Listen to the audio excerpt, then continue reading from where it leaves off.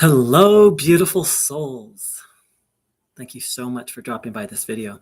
To anyone who's new to this channel is about distinguishing between authentic, actual Advaita Vedanta, non-duality, and Neo-Advaita, and meaning fake, watered down, modernized, distorted non-duality. Warm welcome. Thanks for dropping by. So, the way that I've really come to understand what Neo-Advaita is getting in arguments with Neo-Advaita students, occasionally a teacher, but mostly students. And so I just had an interaction that really highlights what Neo-Advaita is. It's a belief system, it's a word game, and it's heavily intolerant. So very briefly, I wrote an article about Kundalini awakening. And in the article, I posted something about qualified non-duality, which is very different. It's related, but it's very different worldview than non-duality. It talks about oneness yet distinction. And it says actually that each of us as an individual is simultaneously at one with the supreme yet distinct, at one yet simultaneously inferior. This view drives non-duality people nuts. So I'm going to read the person's response to me. On the video, and a video where I talked about qualified non-duality. You are not separate from it. You are it. That's like Neo-Advaita's favorite, like, you are it.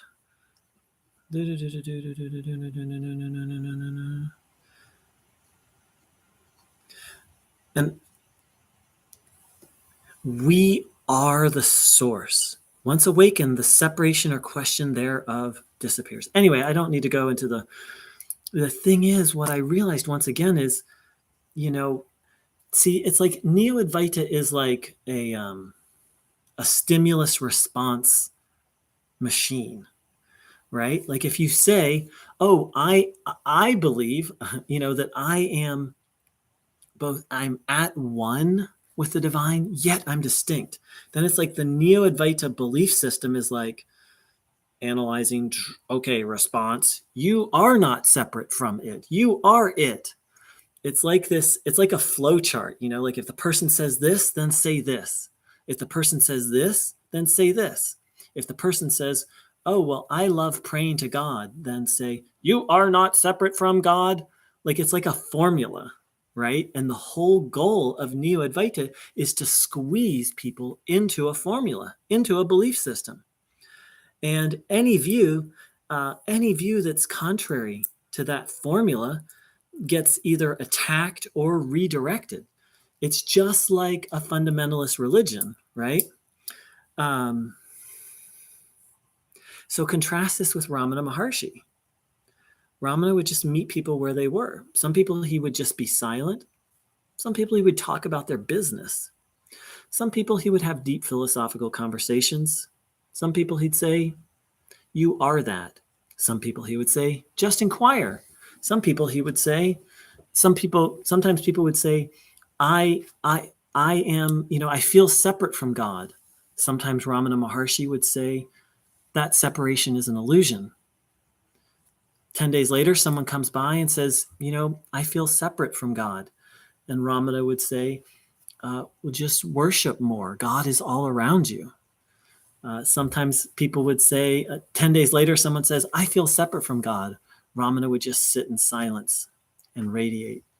So Ramana met people where they were.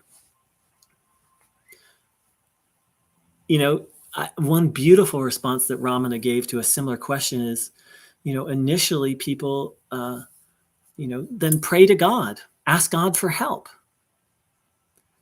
He would give different answers to the same questions because he was in the flow.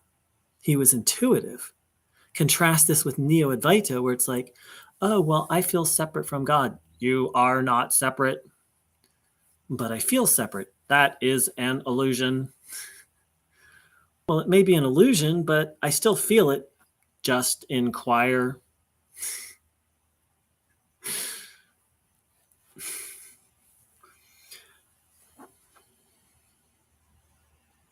And if you go to it, if you listen to a question and answer with this mindset, a Neo-Advaita question and answer, you will see that's all that's going on. In a bad Neo-Advaita satsang, there are some satsangs where the teacher will like talk a little bit and like let people talk about their human life and their problems and maybe even give practical advice. But in a bad Neo-Advaita satsang, it's like, if the person says this, then say this. And if the person says this, then say that. And like, it's just this repetitive.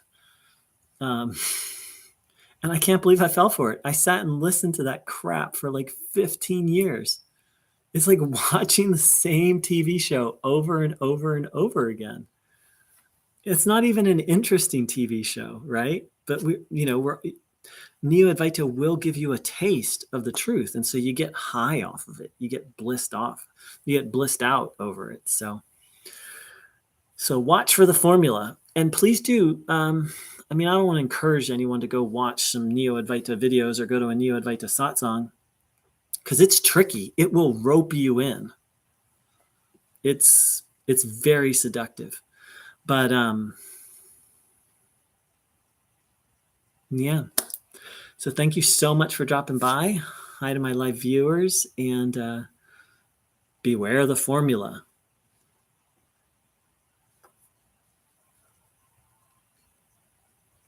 And see, the reason why I believe it's a formula, the why they do this, is because they're not actually living it, right? Like the one Neo-Advaita teacher who I knew, who I got to know this person personally, like they were living it. They were in a continuous state of communion with the divine. They weren't pushy about self-inquiry.